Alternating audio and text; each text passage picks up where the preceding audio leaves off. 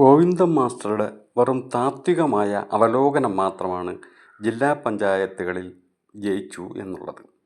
ജില്ലാ പഞ്ചായത്തുകളിൽ ജയിച്ചു എന്ന് പറയുന്നത് മൊത്തത്തിൽ നോക്കിയാൽ 14 ജില്ലാ പഞ്ചായത്തുകളിൽ 7 ജില്ലാ പഞ്ചായത്തുകളിൽ LDF ജയിച്ചു എന്ന് പറഞ്ഞാൽ ശരിയായിരിക്കാം. അല്ലാതെ അവരുടെ ഒരു താത്വികമായ കണക്കാക്കലുണ്ടല്ലോ, ആ കണക്ക് എന്താ ഇവിടെ നോക്കാത്തത്? LDFന് ഡിവിഷൻ കണക്കിൽ നോക്കിയാൽ 148 ഡിവിഷനുകൾ മാത്രമാണ് LDFിൽ ജയിച്ചത്. UDF ആവട്ടെ 196 ഡിവിഷനുകളിൽ ജയിച്ചു. അപ്പോൾ പിന്നെ എങ്ങനെയാണ് LDFന് ഒപ്പത്തിനൊപ്പം എന്ന് പറയാനാകും? 48 ജില്ലാ ഡിവിഷനുകളിൽ കൂടുതലായി UDF വിജയം ഉറപ്പിച്ചു. എന്നാൽ അങ്ങനെ നോക്കിയാൽ ഈ താത്വികമായ അവലോകനങ്ങളൊക്കെ ഇവിടെ പോയി. 7 ജില്ലാ ഡിവിഷനുകൾ കിട്ടി എന്നുള്ളത് സത്യമാണ്. പക്ഷേ അതുകൊണ്ട് മാത്രം ജില്ലാ ഡിവിഷനുകളിൽ ഒപ്പത്തിനൊപ്പം ആകുന്നില്ലല്ലോ. പല ഡിവിഷനുകളിലും നമുക്കറിയാം LDF മലപ്പുറത്ത് വട്ടപൂജ്യം സീറ്റുകളിലാണ് മലപ്പുറത്ത് LDFന് ജയിക്കാനായത്. അങ്ങനെ നോക്കിയാൽ എറണാകുളത്ത് 3 സീറ്റിൽ മാത്രം LDF ജയിച്ചപ്പോൾ UDF 25 സീറ്റുകളിലാണ് ജയിച്ചത്. അതുപോലെ തന്നെ തിരുവനന്തപുരത്ത് നോക്കിയാൽ 2 സീറ്റിൻ്റെ കൂടുതൽ കൊണ്ടാണ് LDFന് തിരുവനന്തപുരം ജില്ലാ പഞ്ചായത്ത് ലഭിച്ചിട്ടുള്ളത്. കണ്ണൂർ നോക്കിയാലും LDFന് ചെറിയൊരു മേൽക്കൈയുണ്ട് എന്ന് നമുക്ക് പറയാം.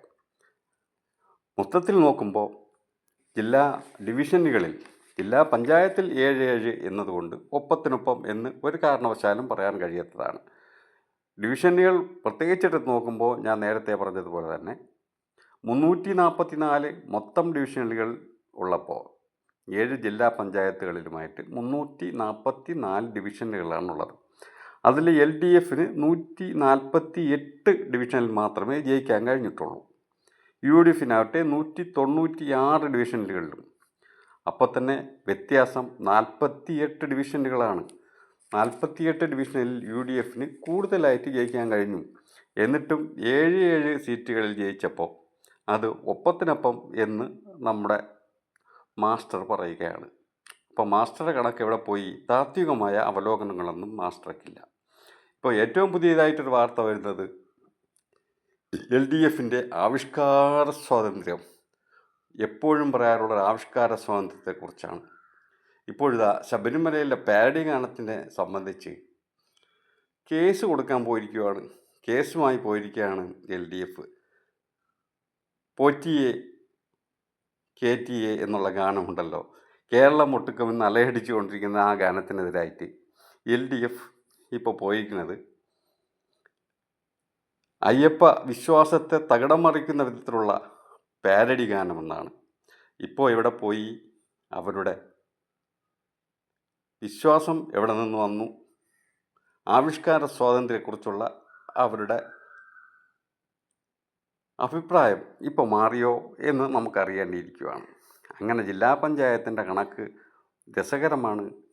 ജില്ലാ പഞ്ചായത്തിൽ ഗ്രാമപഞ്ചായത്തിലും ബ്ലോക്ക് പഞ്ചായത്തിലും പോലെ തന്നെ ദയനീയമായ തോൽവിയാണ് LDFനുണ്ടായതെന്ന് വ്യക്തമായ കണക്കുകൾ എടുത്ത് നോക്കിയാൽ നമുക്ക് മനസ്സിലാക്കാവുന്നതേ ഉള്ളൂ. അത് നമ്മുടെ മാസ്റ്റർക്ക് അറിയാത്തത് കൊണ്ടൊന്നുമില്ല. മാസ്റ്റർ പറയുന്നു തൽക്കാലം രക്ഷപ്പെടാൻ എന്തെങ്കിലും ഒന്ന് പറയുന്നുള്ളൂ. അപ്പോൾ പറയുന്നു 7 ജില്ലാ പഞ്ചായത്തുകൾ ഞങ്ങൾ പിടിച്ചു, ജില്ലാ പഞ്ചായത്തിൽ നമ്മൾ ഒപ്പത്തിനൊപ്പമാണ്.